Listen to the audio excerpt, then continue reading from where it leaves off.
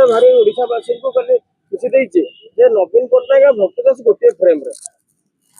କାଲି ନବୀନ ବାବୁ ଆଉ ଭକ୍ତ ଦାସଙ୍କର ସମୀକରଣ ରାଜ୍ୟ ରାଜନୀତିରେ ଆଲୋଡ଼ନ ସୃଷ୍ଟି କରିଛି ଏବଂ ଦି ଜଣଙ୍କର ବଡି ଜେସ୍ଚର ଦେଖିଲେ ମତେ ମନେ ହଉଥିଲା ବିଶେଷ କରି ଭକ୍ତ ବାବୁଙ୍କର ସେ ଏତେ ଖୁସି ଏତେ ଉତ୍ଫୁଲ୍ଲିତ ହେଇଥିଲେ ବୋଧହୁଏ 12 ବର୍ଷ ଧରିକି ଯୋଉଥିପାଇଁ ତପସ୍ୟା କରିଥିଲେ ସେ ତପସ୍ୟାର ଫଳ ପାଇଯାଇଛନ୍ତି ଏବଂ ମୁଁ ଭାବୁଛି ମନେ ମନେ ବୋଧେ ଅଙ୍କ କରିଦେଇଛନ୍ତି 2029 ବିଜେଡି ଆଉ କଂଗ୍ରେସ ମେଣ୍ଟ ହବ ନବୀନ ବାବୁ ମୁଖ୍ୟମନ୍ତ୍ରୀ ସେ ଉପମୁଖ୍ୟମନ୍ତ୍ରୀ ମାନେ এইଭଳି ଏକ ତାଙ୍କ ମନ ଭିତରେ ଗୋଟେ ଏତେ ଆନନ୍ଦର ଫୁଆରା ଏବଂ ନବୀନ ବାବୁଙ୍କୁ ପ୍ରଶଂସାରେ ପୋତି ଦେବାରେ କୌଣସି ଗୋଟିଏ ଶବ୍ଦ ସେ ଛାଡି ନାହାନ୍ତି। ଯାହା ହଉ ତାଙ୍କର ଅଙ୍କ ସଫଳ ହେଇଛି। ଏ ଦତେଶ୍ୱର ପ୍ରସଙ୍ଗରେ ଭକ୍ତ ବାବୁ ହିଁ ରିଏଲ ହିରୋ।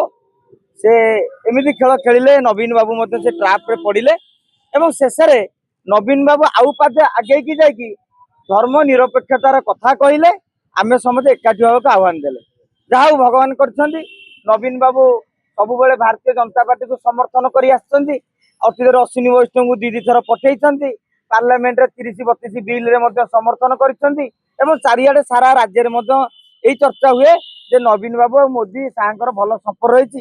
ଶାହା ମଧ୍ୟ ଯାଇକି ତାଙ୍କ ଘରେ ପଖାଳ ଏଇ ଖରାଦିନିଆ ପଖାଳ ବି ବାଡେଇଛନ୍ତି କିନ୍ତୁ ସେତେବେଳେ ବିଜେପି ସାମ୍ପ୍ରଦାୟିକ ବୋଲି ନବୀନ ବାବୁ ଭାବିନଥିଲେ କିନ୍ତୁ ହଠାତ୍ ନବୀନ ବାବୁ ଭାବିଲେ ସାମ୍ପ୍ରଦାୟିକ ଯାହା ଗୋଟା କଣ ଗୋଟା ଅଙ୍କ କଷିକି ତ ଭାବିଛନ୍ତି।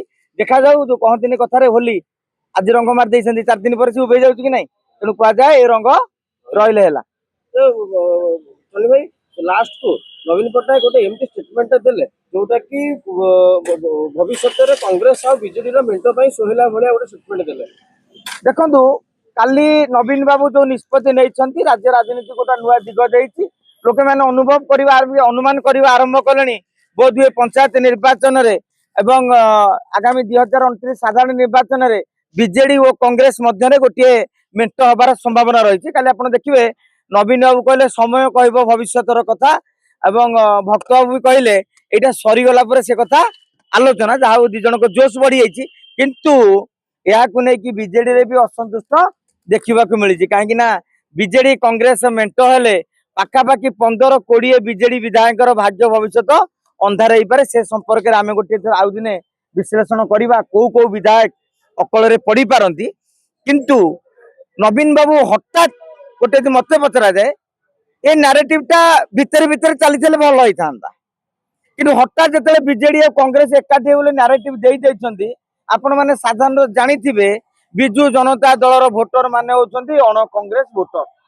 ସେମାନେ କଂଗ୍ରେସ ବିରୋଧରେ ନିଜର ସଂଗ୍ରାମ କରି ଆସୁଥିଲେ ଏବେ କରି ଆସୁଛନ୍ତି ତେଣୁ ସେମାନେ କଂଗ୍ରେସକୁ କେଉଁଭଳି ଭାବରେ ଗ୍ରହଣ କରିବେ ତାହା ସମୟ କହିବ କିନ୍ତୁ ଏତେ ଅତର୍ଚ୍ଛା ନବୀନ ବାବୁ ନ ହେଇଥିଲେ ରାଜନୀତି ପାଇଁ ବହୁତ ଭଲ ହେଇଥାନ୍ତା। ରାଜ୍ୟସଭା ନିର୍ବାଚନ ଆଗକୁ କଣ ହବ ଦିଲ୍ଲୀପ ରାୟ ଭର୍ସେସ ଦତେଶ୍ୱର ହୋତା। ଦେଖନ୍ତୁ ମୋର ମତ ହଉଛି ସମସ୍ତେ କହୁଛନ୍ତି ଦତେଶ୍ୱର ବନାମ ଦିଲ୍ଲୀପ ଲଢେଇ ହବ।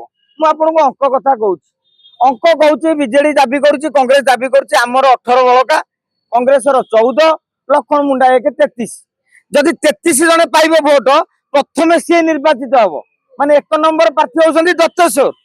କଣ୍ଟେଷ୍ଟ ଆଉ ଦିଲ୍ଲୀପ ରାୟଙ୍କର ତାଙ୍କ ସାରେ କେମିତି ହବ କାହିଁକି ନା ଆପଣ ଦେଖିଥିବେ ମନମୋହନ ସାମଲ 30 ଖଣ୍ଡେ ପାଇବେ ସନ୍ତୁର୍ତ ମିଶ୍ର 30 ଖଣ୍ଡେ ପାଇବେ ସୁଜିତ କୁମାର 30 ଖଣ୍ଡେ ପାଇବେ আর 33 ସାଙ୍ଗରେ 30 କମ୍ପିଟିସନ ଦିଲ୍ଲୀପ ରାୟ କେମିତି କମ୍ପିଟିସନ କରିବେ ଏ ଅଙ୍କଟାକୁ ବୁଝନ୍ତୁ। ଏବଂ ରାଜ୍ୟସଭାରେ ଚତୁର୍ଥ ପ୍ରାର୍ଥୀ ଦିଲ୍ଲୀପ ରାୟ ଆଉ ଦତେଶ୍ୱର एकदा कोउ अभिधान लेखा है चतुर्थ प्रार्थी बोले गोटे कनसेप्ट ही ना भोटिंग हम 1 2 3 4 जी तले सी हम 4 5 तेणु जिते दत्तेश्वर को 33 मु कहूँ दत्तेश्वर होती प्रथम प्रार्थी जदि बीजेडी कांग्रेस अंक को विश्वास करा जाए आउ रहा घोड़ा बेपार कथा आपको प्यारी महापात्र कथा आज मन पड़े सी कहले से आम घोड़ा बेपार कहबानी गध बेपार कहले ठीक हम तेणु से क्षेत्र में आप देखिए विजु जनता दल अनेक नेता सहित दिलीप राय भल संपर्क रही कांग्रेस भल संपर्क रही 2002 मसीह तारा बाहिनीपति दिलीप राय को समर्थन करके निलंबित होते तेणु